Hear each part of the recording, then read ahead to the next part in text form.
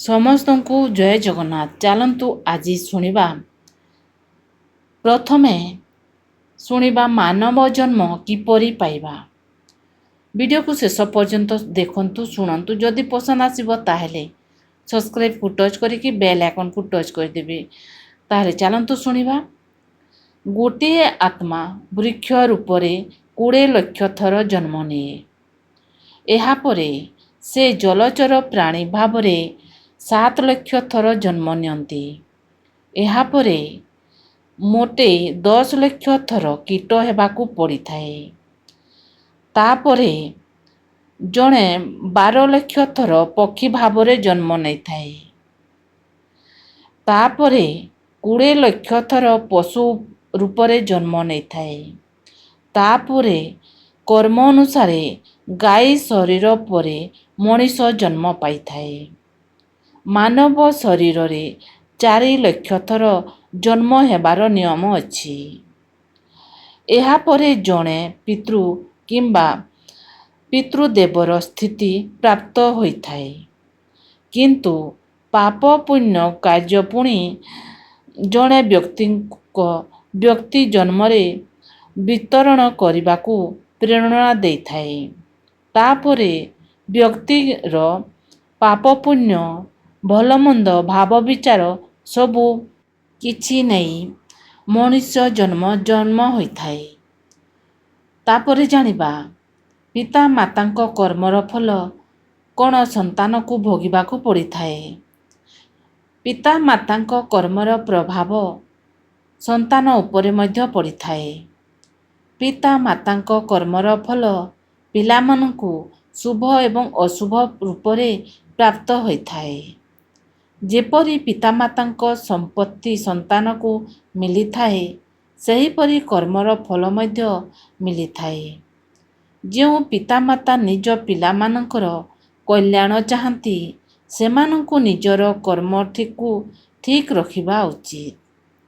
ଯଦି ଆପଣଙ୍କର କର୍ମ ଦୂଷିତ ହେବ, ତେବେ ଆପଣଙ୍କ ସନ୍ତାନକୁ ଜୀବନରେ କଷ୍ଟର ସମ୍ମୁଖୀନ ହେବାକୁ ପଡ଼ିଥାଏ। ସନ୍ତାନର ଭାଗ୍ୟ ପିତାମାତାଙ୍କ କର୍ମ ଉପରେ ଜଡ଼ିତ ଥାଏ। ସଞ୍ଚିତ କର୍ମ ହେଉଛି ଆମର ପୂର୍ବ ଜନ୍ମଗୁଡ଼ିକରେ କରିଥିବା ସମସ୍ତ ଭଲ ଓ ଖରାପ କର୍ମର ବିଶାଳ ଭଣ୍ଡାର। ଏହି କର୍ମଗୁଡ଼ିକର ଫଳ ଏପର୍ଯ୍ୟନ୍ତ ଆମକୁ ମିଳିନାହିଁ। ପ୍ରାରବ୍ଧ କର୍ମ। ଏହା ହେଉଛି ସଞ୍ଚିତ କର୍ମର ଏକ ଛୋଟ ଅଂଶ, ଯାହାକୁ ଏହି ବର୍ତ୍ତମାନ ଜନ୍ମରେ ଭୋଗ କରିବା ପାଇଁ ଅଲଗା କରି ଦେଇଛନ୍ତି। ଆମର ଜନ୍ମ, ପିତା ମାତା, ସୁଖ ଦୁଃଖ, ଭାଗ୍ୟ ଏହି କର୍ମ ଦ୍ୱାରା ନିର୍ଦ୍ଧାରିତ ହୋଇଥାଏ। କ୍ରିୟମାଣ ବା ଆଗାମୀ କର୍ମ। ବର୍ତ୍ତମାନ ସମୟରେ ଆମର ବୁଦ୍ଧି ଆମେ ଓ ସ୍ୱାଧୀନ ଇଚ୍ଛାଶକ୍ତି ବ୍ୟବହାର କରି ଯେଉଁ କର୍ମ କରୁଛୁ, ଏହା ଆମର ଭବିଷ୍ୟତର ଗଠନ କରେ। ଏହି କର୍ମ ସମ୍ପୂର୍ଣ୍ଣ ଭାବରେ ଆମର ନିୟନ୍ତ୍ରଣରେ ରହିଥାଏ।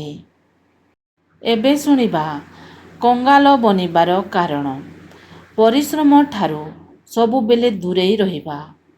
ଆଜିର କାମ କାଲି ଉପରେ ଛାଡ଼ିଦେବା। ରୋଜଗାର ଠାରୁ ଅଧିକ ଦେଖେଇ ହେବା। କରଜ ନେଇକି ଅୟେଶ କରିବା। ମୋବାଇଲରେ ରିଲ୍ସ ବହୁତ ସମୟ ଦେଖିବା। ଶିଖିବା ବୟସରେ ଶୋଇ ରହିବା। ଧନୀ ଲୋକଙ୍କୁ ଦେଖି ଜଳିବା ଆଉ ନ ଶିଖିବା। ପଇସାର ସମ୍ମାନ ନ କରିବା। ସକାଳ ଡେରି ଯାଏଁ ଶୋଇବା। ଗରିବଙ୍କୁ କମଜୋର ଭାବିବା। ଏ ହେଉଛି କଙ୍ଗାଲ ବନିବାର ଲକ୍ଷଣ ଗୁଡ଼ିକ। ଏବେ ଜାଣିବା ଧନୀ ହେବାର ଭଲ ଲକ୍ଷଣ। ଛୋଟ ପିଲାମାନଙ୍କୁ ଦେଖି ହସିବା। ହଠାତ୍ ଘରେ ପିମ୍ପୁଡ଼ି ଏକ ଦଳ ଦଳ ହୋଇ ପଶି ଆସିବା। ଘରେ ପକ୍ଷୀଙ୍କ ବସା ତିଆରି କରିବା। ଘରେ ପ୍ରସବ କରୁଥିବା ବିଲେଇ। ଘରର ମୁଖ୍ୟ ଦ୍ୱାରରେ ମାଡ଼ା ଗାଈଙ୍କ ଆଗମନ। ମଙ୍ଗଳବାର ଦିନ ଛାତକୁ ମାଙ୍କଡ଼ମାନେ ଯଦି ଆସୁଥିବେ, ତାହେଲେ ଶୁଭ।